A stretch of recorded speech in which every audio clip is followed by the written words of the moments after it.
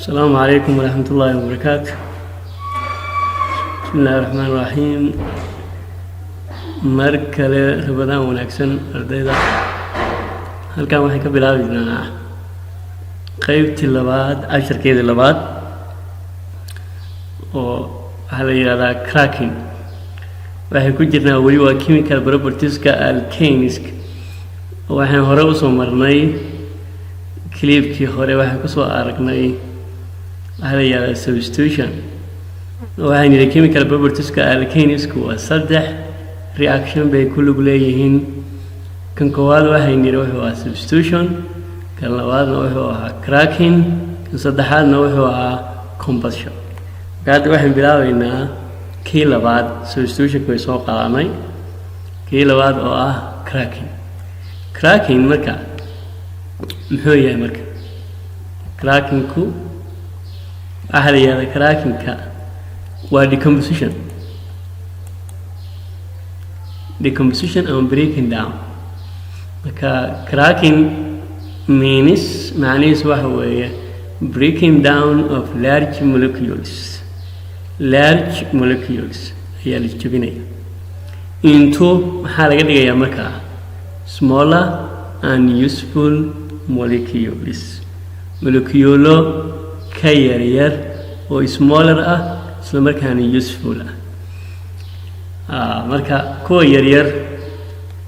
moleculeada yaryar ayaa ka isticmaal badan kuwa waaweyn sidaa daraaddeed marka processkani warshadaha wuxuu u sahlaa in moleculeska large-ga ah ee waaweyn in laga dhigo small oo isla markaana useful ah oo isticmaalkoodu ama muhiimadoodu ay ka badan tahay kuwa waaweyn using iyadoo la isticmaalayo heat pressure iyo catalyst saddexdaas ayaa la adeegsadaa conditionska waa heat oo kulkiya pressure iyo catalyst waa sababta loogu yeero thermal decomposition maadaama heat la isticmaalayo cracking wuxuu ka mid noqonayaa kuwa loo yaqaano thermal decomposition cracking marka waa waxay waa thermal decomposition why because heat is used heat energy ayaa la isticmaalayaa maadaama marka heat energy la isticmaalayo waxaa loo yaqaanaa sidoo kale wuxuu ka mid yahay thermal decomposition tusaale halkan ina siinaya marka decaying bahasha la yiraahdo dec hadaa maqasho waa toban way waana alkane oo intaas ku tusaysa decaying waa saturated hydrocarbon waxay ka mid tahay naphtha fraction-ka loo yaqaan naphtha waa tiin hore u soo marnay fraction isma kala saarayo crude oil-ka fraction badan loo kala saaraa marka naphtha fraction-ku waxay ka bilaaban jireen carbon 6 ilaa carbon 10 6 carbon ilaa iyo 10 carbon wuxuu ka mid yahay marka decaying waxay ka mid tahay naphtha fraction-ka naphthada la yiraahdo ogow naphto inagu kay u naqaano waa dieselka af Soomaali ahaan naphta ku laakiin naphtha fraction-ku ma aha dieselka oo fraction ka duwan waa ka bilaabanayaa carbon 6 ilaa iyo carbon 10 hadda marka decaying maadaama 10 carbon ay ka kooban tahay dec waa 10 waxay ka mid noqonaysaa naphtha fraction it has less use-keedu waa yaryahay oo kisasada dhaadheer oo carbon-koodu badan yahay sida decaying-to kale isticmaalkoodu ma badna but laakiin when it is cracked laakiin markii lagu sameeyo cracking-ka 3 important molecules are formed waxaa soo ismaaya 3 molecule oo important ah oo iyada macni ka isticmaal badan ama iyada ka muhiimsan waana ujeedada cracking-ka loo sameeyo good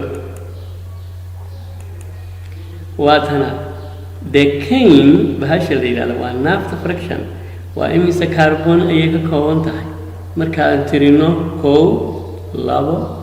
2 3 4 5 6 7 8 9 iyo 10 carbon ayay ka kooban tahay hydrogen-tana waa 22 sida molecular formula halkan ku aragtaan oo formula general formula ku saaraysa waxaa la isticmaalay heat then 540 degree iyo catalyst ayaa la isticmaalaya catalyst oo inta badan waxaa la yaqaan aluminium oxide ama baash loo yaqaano bumika ayaa la isticmaalayaa. waxaa soo baxay markaas 3 molecule kala duwan. kan waa 5 carbon waa bentane, kan waa 3 carbon waa propene,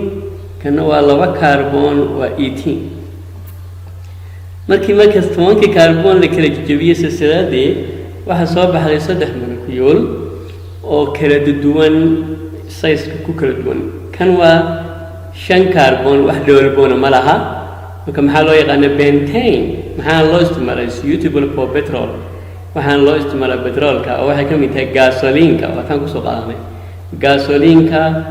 waa carbon 5 iyo carbon 6 ayaa la yiraahdaa, waa kuwa petrolka baabuurta loo isticmaalo ayay ka samaysan yihiin silsiladahan ayaa ku jira. marka bentane waxay ka mid tahay petrolka, shidaal ahaan baa loo adeegsanaya. laakiin decane 10 carbon looma adeegsan karo shidaal ahaan. marka waxaa ka cad bentane inay ka isticmaal fiican tahay decane-ta. marka waxaa loo isticmaalayaa shidaal ahaan. yaa kugu xiga propene. prop waa 3 carbon weeye, laakiin maxaa la raaciyey in haddaad maqashana dhowr bomba meesha ku jira wey. marka dhowr bonkani halkan ku jira waa kan 2 carbon kooda carbonka labada u dhaxeeya. marka haddana dhowr bon ku jiro magacii ain la dhiimay maxaa la dhahayaa magacii wuxuu noqonayaa propene ayay noqonaysaa. waa 3 carbon, formulaha waa C3H6 waayo laba hydrogen meesha ka baxaya. 3 un baa lagu dhufanaya plus 2 halkan ma jiro. ethene oo iyaduna halkan waatana iyadana waa 2 carbon oo dhowr bon ka dhaxeeya inta dhammash. marka halka maxaa ka cad markii decane la jabiyay iyadoo la isticmaalaya heat 540 degree iyo catalyst waxay u kala jirto 3 molecule oo la kala yiraahdo bentane, propene iyo ethene. 3 molecule laba kamid ah oo propene iyo ethene waxay leeyihiin double bond, iyo double bond bay leeyihiin oo carbonada u dhaxeeya. marka iyagu waa ka duwan yihiin, waa unsaturated hydrocarbon. laakiin bentane wax double bond ma hayno, marka iyadu waxay noqonaysaa saturated hydrocarbon. marka reaction kan oo kale marka wuxuu example u yahay cracking-ka oo silsiladii weyneed oo 10 carbon isku xiriirsan ahayd waa la kala jabiyay. waxa laga dhigay 3 molecule ayaa laga dhigay good oo iyada ka isticmaalaa. kan maxaa loo isticmaalaa petrol. labadana propene iyo ethene maadaama dhowr bol ay leeyihiin waa kuwa laga sameeyo plastic-yada. plastics-ka sida hadda aan ku sheegi doono casharka soo socda qayb soo socota ayuu ku arki doonaa. bentane is a gasoline. waxay ka mid tahay fractionka loo yaqaano gasolinka oo shidaalka laga soo saaro ayay ka mid tahay good. so it can be used as petrol. maxaa loo isticmaali karaa petrolka. propene-ta iyo ethene-ta labadii hadda aan soo sheegaynay half waxay leeyihiin double bond, so they are very reactive. double bond-ka markasta molecule-ka hadduu double bond ku jiro wuu ka reactive-san yahay kuwa single bond-ka leh. they are used marka waxaa loo isticmaalayaa to make many useful products.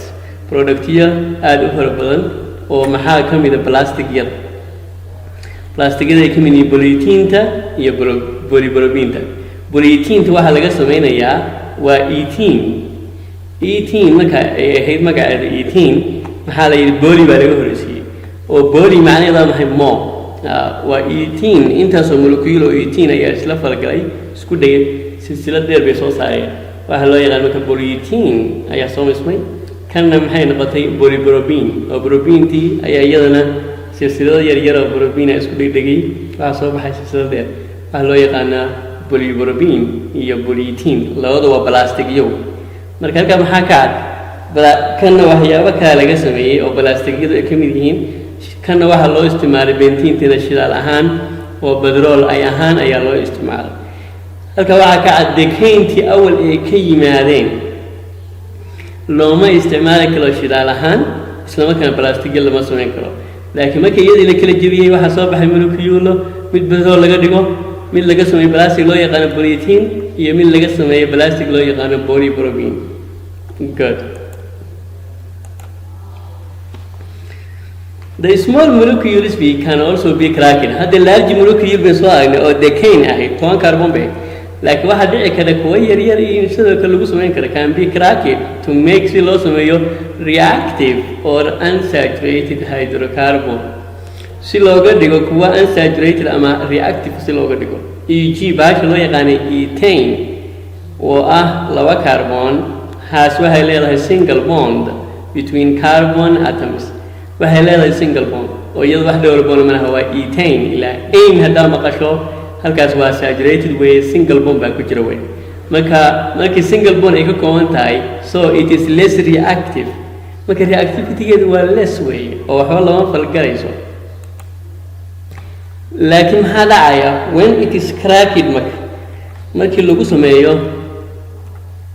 lagu sameeyo crackingka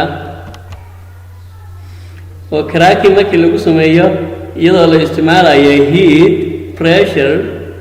iyo baalka loo yaqaano catalyst ethane is formed meesha awal ka ahayd ethane marka waxay isu bedelaysaa maxay ethane ayay noqonaysaa ethane haddaad maqashidna waa double bond baa ku jira wey ethane halkaas waa in baan ka wadnaa halkaas waa in eedaas waxaa ku bedelaysaa ethane is formed which consists taasoo ka kooban double bond good double bond baa ku jira markaa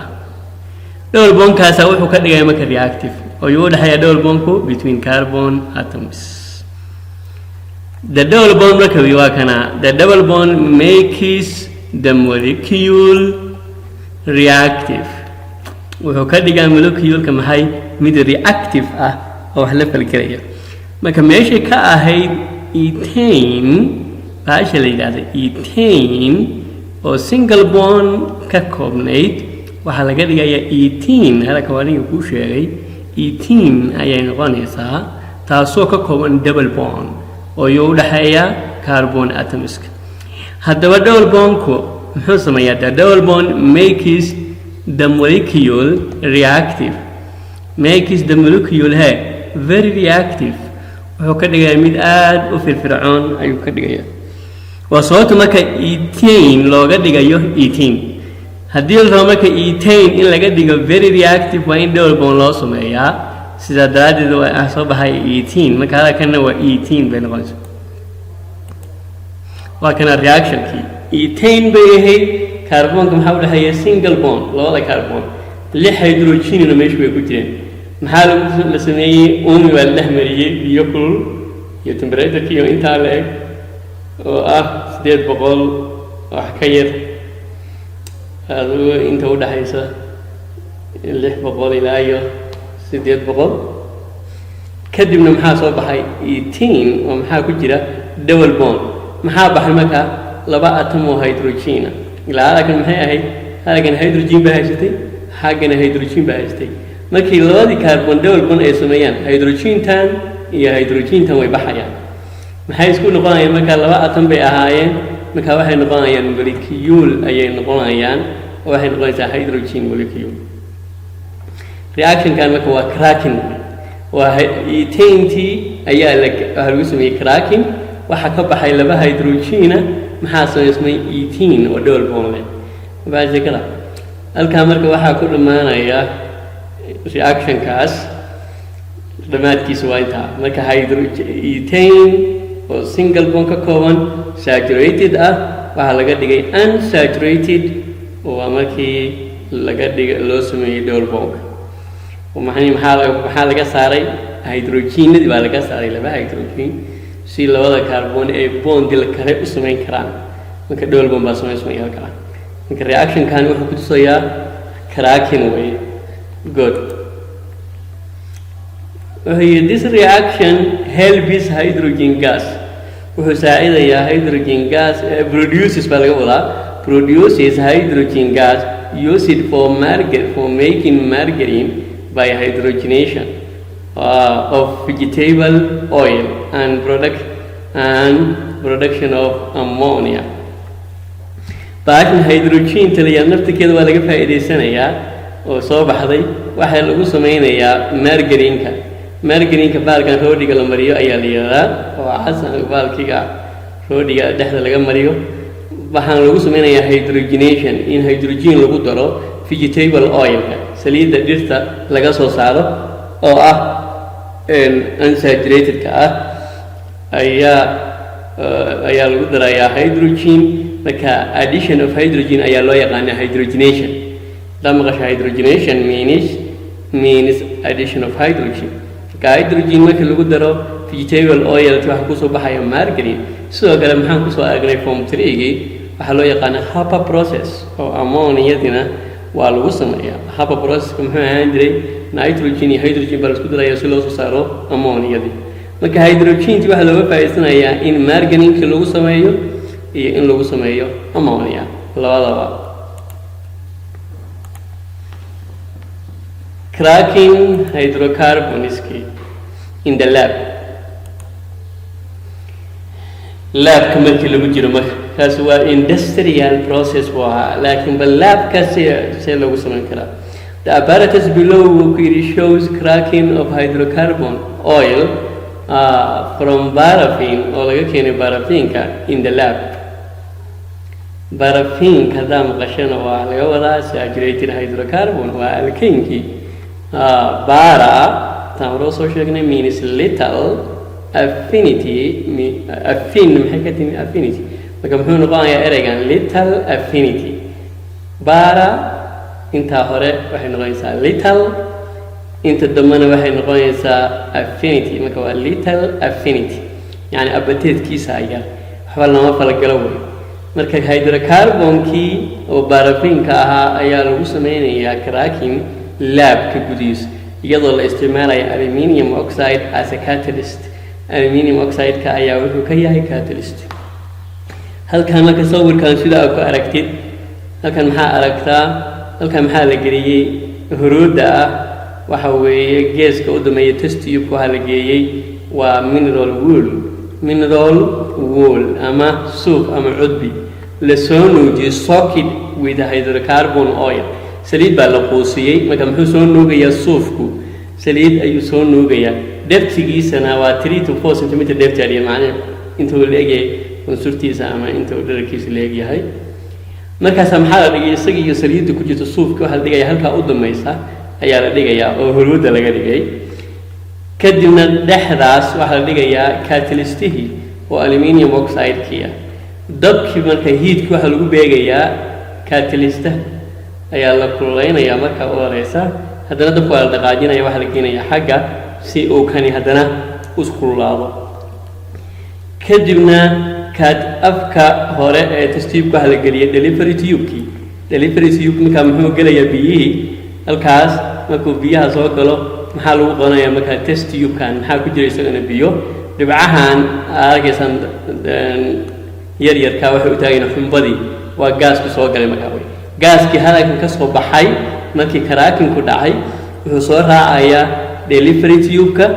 kadibna wuxuu geli doonaa maxay test tube-kaas lagu qabanayaa process-kana waa naqaana waxa la dhihi jiray downward displacement of water oo biyaha markay hoos u baxaan ay ka wada baxaan halka waxa ku soo haraya gaaskii baa halka lagu qabanayaa hadhoona waxa la arkayaa bahalkan faaruqa oo biyihii ka baxeen gaaska xagga ka yimi ayaa samaysmaya delivery tube-kana marka ayuu soo raacaya marka good that's what the hydrocarbon means it consists only carbon and hydrogen atoms hydrocarbon gas markasta marka adar 18 hadii haran ku jiri lahayd halkan maxaa lagu qaban lahaa ethane aasha la yiraahdo ayaa halka lagu qabanaya oo reaction keeni hore hadan ku noqon ethane hadii halkan ahaan lahayd halkan wuxuu noqon lahaa ethane marka hydrocarbon kaaran ku jira marka uu kala jabo cracking uu ku dhaco halkan waxa lagu qabanaya maxay gaaskii ka soo baxay